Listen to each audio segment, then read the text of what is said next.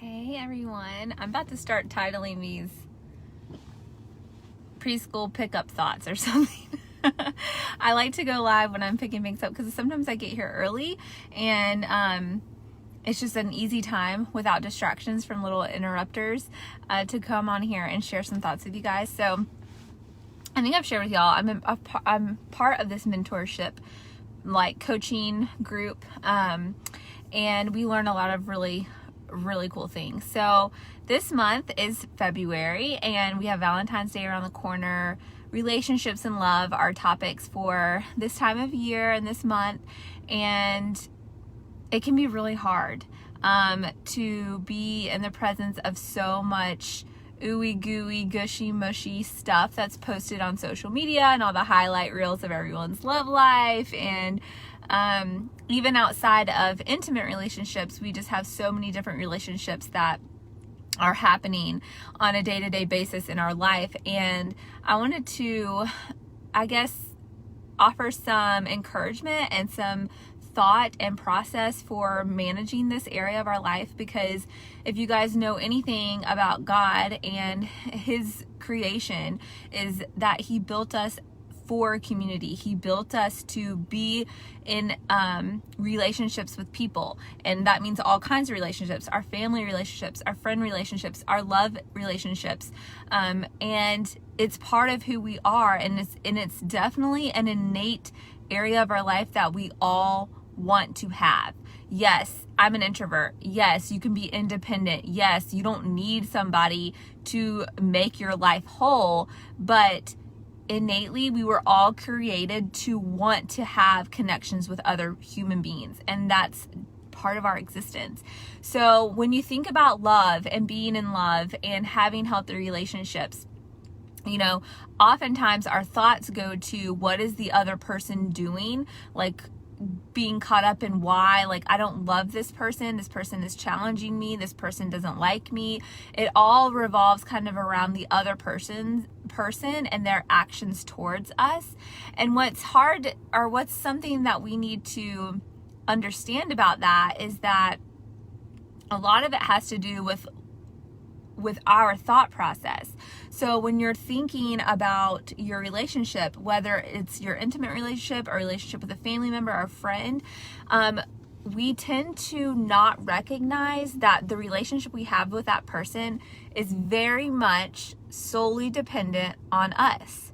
And yes, you hear like everyone has to put in, or you may have heard the phrase like, well, marriage isn't 50-50, it's 100-100. Like both people have to be giving 100 for it to be successful. And that is true, but your love, your happiness, your joy, your fulfillment, and your contentment from these relationships are not dependent on the other person. I know that sounds backwards and crazy, but hang with me. Our love and relationship and the way we feel about someone is solely dependent on our thoughts about them and how we feel about them.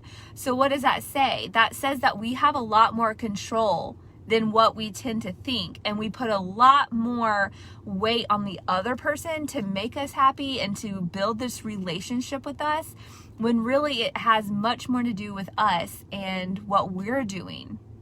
And so when you think about this in the context, you know, some people will say, you know, well, that person's just hard to love, or that person's just difficult and it's hard to be in a relationship with that person.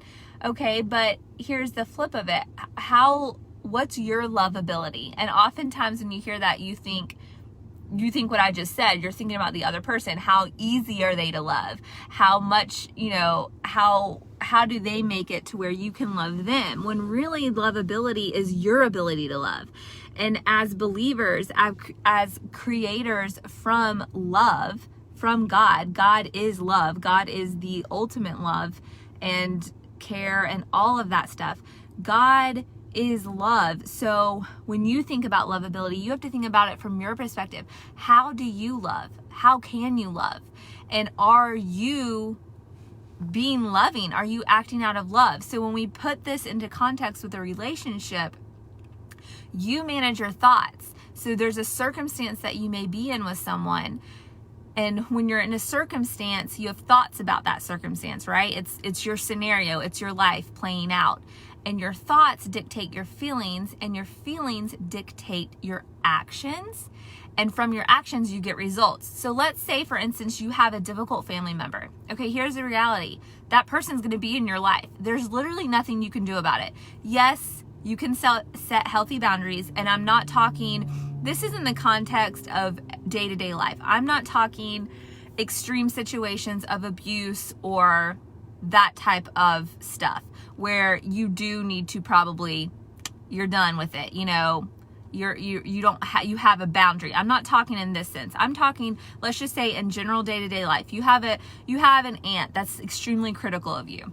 I don't have an aunt extremely critical of me because my aunts watch this, just so you know. I'm just using this as an example. So let's say you have a very critical aunt and you get together. She always has something to say about you, your kids, the way you run things, the way you're doing things, how you present yourself. They always have something criticizing to say about you.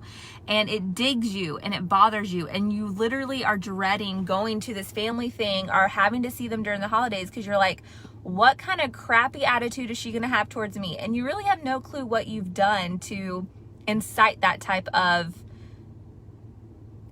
interaction with her, right?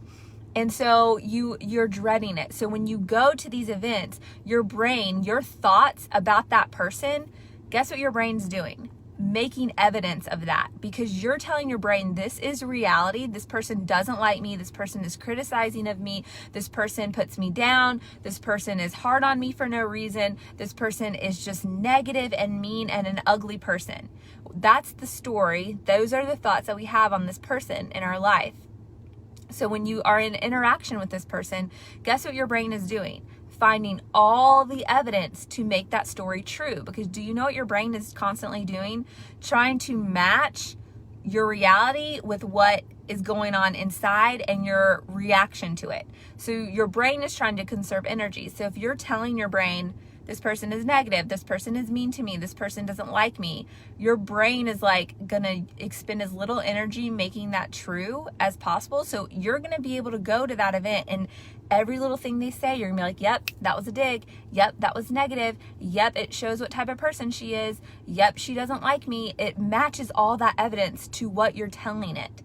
So here is where your power comes back. Here is where you flip it. Here is how you have a loving relationship with anyone. You can apply this to your marriage. You can apply this to that hard aunt, that difficult friend that leaves you out of stuff and you have no clue why. This is how you apply this. You have to understand your thoughts about that person. So you can think about this person in a positive light. And this is hard when all you want to do is justify your feeling about them.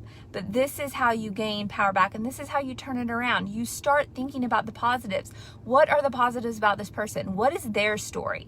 Maybe they had a hard childhood and were always criticized and have insecurities, and something about you and your success and who you are brings up insecurities in them, and their defense is to constantly defend themselves, even though they shouldn't be defending against you at all, because you're not coming into an argument with them or are trying to make them feel bad. It's an internal struggle they're having. So if that's true, if that's part of the circumstance, okay, well, what are my thoughts about that? That's sad. Like, I feel bad that she feels, negative when she's around a group of people because she feels insecure. She's not feeling joyful in her heart because she sees a lot of comparison and things that are not up to par with her life right now. And so she's dealing with that and she takes it out on me. And, she's my aunt. I know that she inherently loves me, would never want something bad to happen to me. But this is how she's deciding to interact with me. This is what she's doing. This is how it's happening. But I love her. She's in my life. And if something happened to her, I would be sad. So you start changing your thoughts. You start shifting your thoughts. You can do this with your marriage and say, I know, like, right now my husband is going through a very stressful time, and although although work is stressing him out and it's not me, I'm getting some of that backlash. You start thinking about his perspective, his story, not just, oh my gosh, he's so rude when he gets home. He's just rude for no reason. He walks around in a bad mood and he has, he's being short with me when all I want to do is talk to him about his day and see how he's doing. And we turn it about us. We turn it into a story against us. But that's not the truth. They're operating from their script in their head of what's going on. And so to help us be more lovable towards people, and love is always the answer, even when it's hard. Even when it's hard to love people that are hurting us, and we may feel like it's intentional, but it takes a lot of energy to be intentionally mean. And so I would say the majority of the time, the person's not being intentional. The person is just walking through their life in their own crap. And so their thoughts are swirling around their circumstance. And so they have feelings about that. And the same with us. So in order to feel love, in order to be loved, it starts with us and the story that we want to write for ourselves on how strong our ability to love is. And when we can operate from that place of thinking about the other person, their circumstances, managing our thoughts about them, we feel love for that person. We feel joyful to be around that person, even if they've hurt us, because we are operating from the thought that we love them and they are a person that God created and they are in our life and we have a history with them. And again, this doesn't go into excusing bad or malicious intentional hurt. We are not doormats. We are strong. We are strengthened in Christ. And guess what? God gives us the wisdom to see through that and to know the difference. I'm talking, this is like just a challenging relationship or a challenging season of a relationship. And so to get through this, you really have to work on your thoughts so that your feelings can change. And that is ultimately a sanctification. That is a process of becoming more Christ-like, because when Christ sees us, he doesn't see any of our sin. He doesn't see any of our weaknesses or our failures. He doesn't see us as weak, inferior people or mean, malicious people. He just loves us. He operates from a place of genuine love. And even with difficult people in your life, you too can operate from that. Why? Because you were created by the creator of all, the love, who love is, what love is God. And we have the capability to love people despite any of their issue in an interaction with us. So it is about changing our mindset and managing our thoughts about that person, and your relationship will change. And it really has literally nothing to do with that person. That person could be exactly the same, continually never changing, always showing up in that way in your life. And guess what? You could love them even more, even stronger, even fuller. And you'll never even think about the negative, because your mindset on them is, I love this person. This person makes me better. This person brings a different side to my life. This person is there when I do need them, or can give me advice on this thing that I am struggling with, or that they've walked through and I haven't.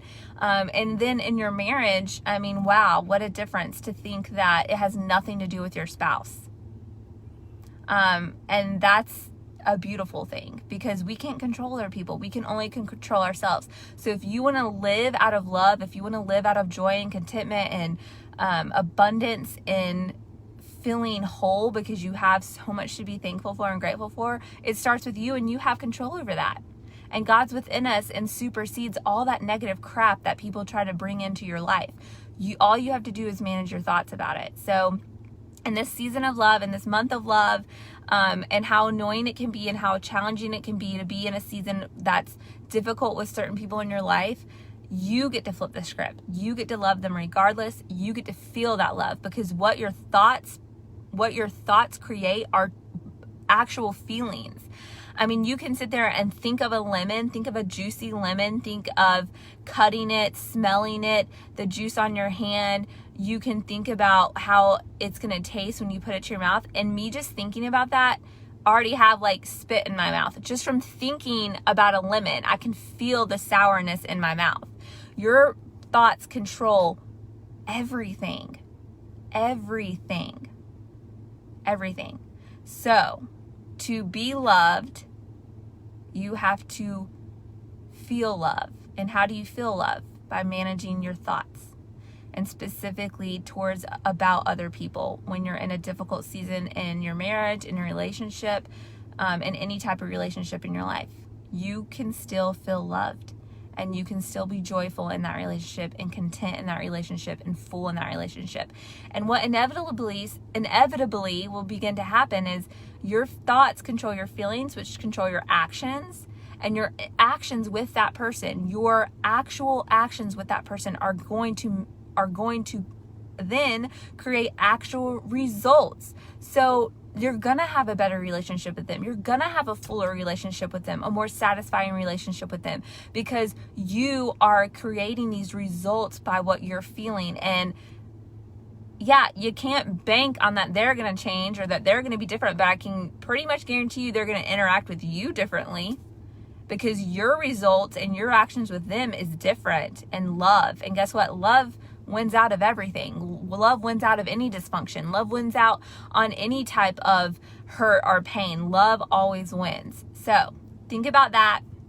If you guys want more examples, I can give you more. If you want more, if you have comments about this, leave them here. I love talking with you guys and having a conversation over this kind of stuff. It's amazing. God created us as amazing people, and we have so much to offer each other and so much wisdom to glean from each other. So share it, talk about it, and be there for this. It's a great conversation. So yeah, that's all I got for you in this pickup preschool episode. So I'm gonna go grab thanks now. Love y'all. Bye.